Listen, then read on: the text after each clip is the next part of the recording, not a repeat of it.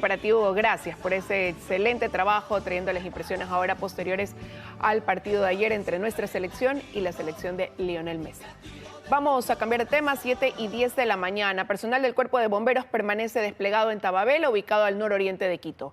En estos momentos vamos hasta ese sector donde se continúan realizando los trabajos de sofocación en las zonas que están afectadas.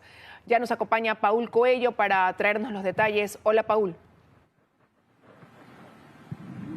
Gracias, Liz. Amigos, ¿qué tal? Buenos días. Efectivamente, me encuentro en una de las zonas más afectadas por el incendio registrado el día miércoles acá en Tababela. Contarles que sí, en efecto, la situación ya está controlada, digámoslo así. Sin embargo, aún hay agentes de los bomberos tratando de monitorear este espacio, este lugar, los focos que se encendían el día de ayer en la tarde y también en la noche. Hasta este punto se han acercado en estas últimas horas alrededor de 600 funcionarios de 20 instituciones de gobierno y municipales. También realizaron trabajos durante toda la tarde, la noche y la madrugada de hoy. Afortunadamente, pues ya se logró controlar, pero como pueden observar, aún hay el monitoreo de las autoridades tratando de controlar justamente estos focos que se activaban por horas el día de ayer. Ahí pueden ustedes dimensionar, es una quebrada entera la que se encuentra quemada. Ahora mismo que nosotros estuvimos más temprano, estuvimos haciendo un recorrido, vimos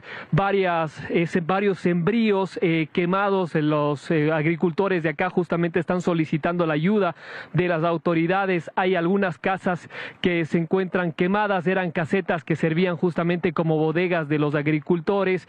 Es decir, la situación es bastante compleja. Seguramente ya hoy en el transcurso de las horas las autoridades darán a conocer cuál es la dimensión de las afectaciones en este espacio en donde nosotros nos ubicamos. En este momento había un sembrío de frutillas. Está totalmente destruido, pues el propietario de este terreno manifestaba y solicitaba la ayuda de las autoridades porque se han endeudado con alrededor de $10,000. Están reunidos desde las 7 de la mañana en el centro de mando las diferentes instituciones para buscar soluciones a este tema. También ayer hablaba el ministro del Interior y el alcalde de Quito sobre las investigaciones que van a hacer porque les parece muy raro que estos incendios se hayan registrado en varios puntos a la misma hora. Las investigaciones sobre estos casos, sobre estos temas continuarán porque ayer también se registró un incendio en el sector del Trébol. Solo comentarles datos importantes. En el mes de agosto se registraron más de 100 incendios forestales de grandes, pequeñas y medianas magnitudes y en estos 7 días del mes de septiembre ya sobrepasan los 30 incendios forestales. Las investigaciones continuarán y nosotros permaneceremos acá para comentarles más detalles. Mientras tanto, con esta información, siendo las 7 de la mañana, 13 minutos, regreso a estudios. Listo con más noticias, amigos. Buenos días. Gracias, Paul. Que tengas un buen día. Quedamos pendientes entonces de tus próximos informes. Con esto de aquí, amigos, vamos a una pausa y ya regresamos con más.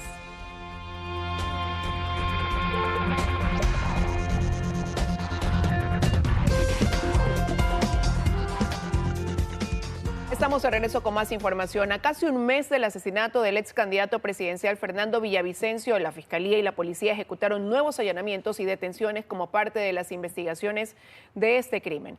Los operativos se realizaron anoche en las provincias de Pichincha, Chimborazo y Cotopaxi, así lo informó la Fiscalía en su cuenta de X. Como resultado de estos operativos, confirmó la Fiscalía, 4 boletas de detención se ejecutaron en los centros de rehabilitación social de El Inca en Quito y de Cotopaxi en La Tacunga. Además, otras 2 personas fueron detenidas en el sur de Quito. Los allanamientos fueron ejecutados con el apoyo de equipos de la Unidad de Investigación Antidelincuencial UIAD y la sección de muertes violentas DINASED. La Fiscalía señaló que las diligencias y la investigación en torno a este caso continúan. A su vez, dijo que recomienda a actores políticos y a la ciudadanía ser prudentes con el manejo de la información, pues sacar conclusiones sin el debido sustento provoca confusión y desinformación. Y este sábado se cumple un mes del asesinato de Fernando Villavicencio ocurrido a la tarde del 9 de agosto a la salida de un mitin de campaña por la presidencia de la República. Fernando Villavicencio fue un polémico periodista y político que se ganó gran cantidad de detractores tras presentar denuncias de corrupción en el ámbito público. Fausto Yepes nos cuenta cómo es que ahora lo recuerdan su familia y amigos un mes después de que apagaron su voz.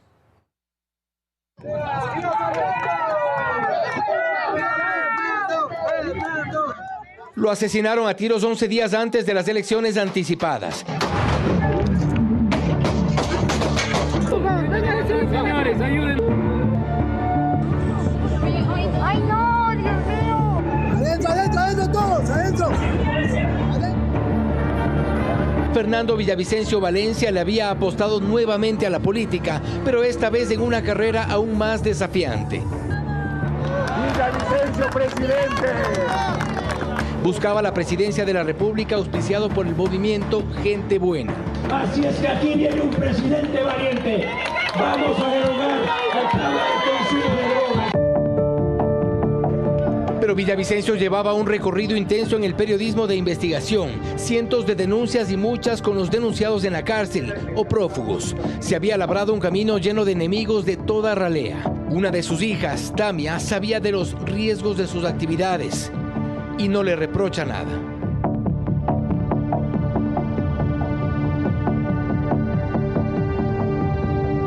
En las sabatinas yo tenía que ver cómo le insultaban, cómo ultrajaban su nombre y el de todos los periodistas. Y a él no le importó, él siguió y siguió y siguió. Le dijimos que pare muchas veces, él era ingobernable. Villavicencio se vinculó a Petroecuador a mediados de los 90 y al inicio en el área de relaciones comunitarias, pero con actividades de comunicación. Diego Cano fue uno de sus más cercanos compañeros de trabajo, más tarde aliado incondicional en la dirigencia sindical de la estatal petrolera y por décadas se acompañaron en las calles. Me golpeó.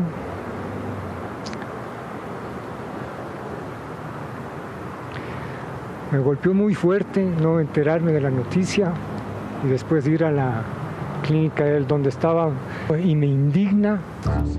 Como dirigentes de los trabajadores y ligados a organizaciones sociales fueron la cabeza visible de decenas de manifestaciones.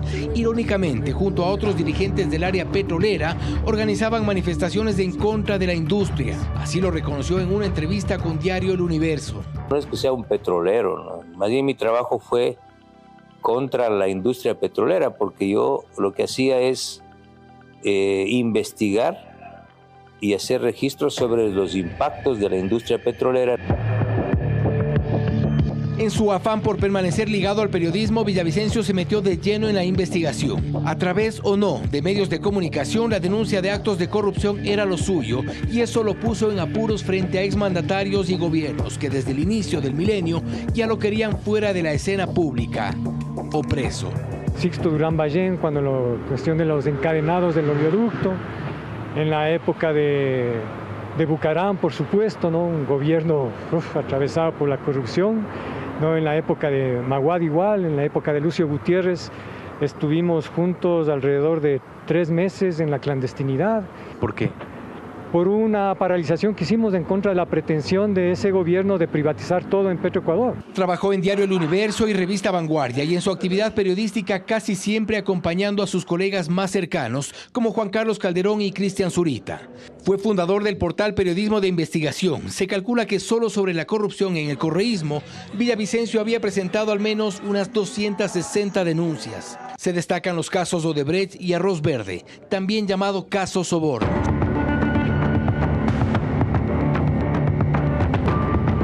Ambos que pusieron a Rafael Correa y sus más fieles colaboradores de gobierno procesados en prisión o prófugos.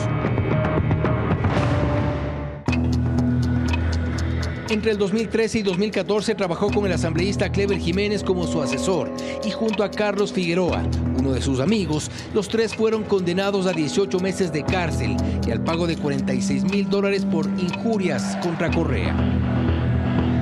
El señor presidente se lleva a la casa el alimento de mis hijos, la educación de mis hijos. El peso del poder se hizo sentir en las cortes. No obstante, lograron evitar su captura refugiándose en la comunidad Sarayaku, en el oriente ecuatoriano.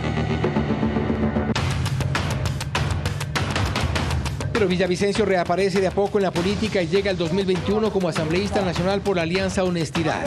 Lideró la Comisión de Fiscalización y desde allí nuevamente las denuncias.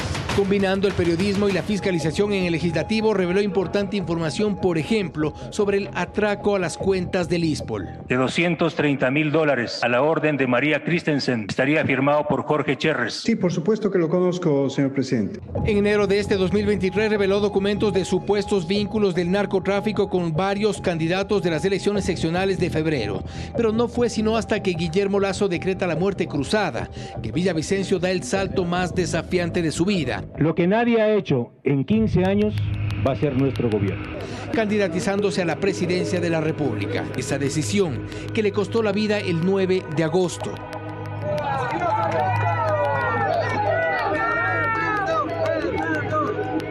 El autor material del crimen murió la misma tarde. La policía capturó a 6 de los que se habrían movilizado para asesinar a Villavicencio. Fueron detenidos casi de inmediato, pero ya es un mes. Y entre versiones confusas sobre los supuestos autores intelectuales y las fallas en la seguridad del candidato, las investigaciones continúan en reserva.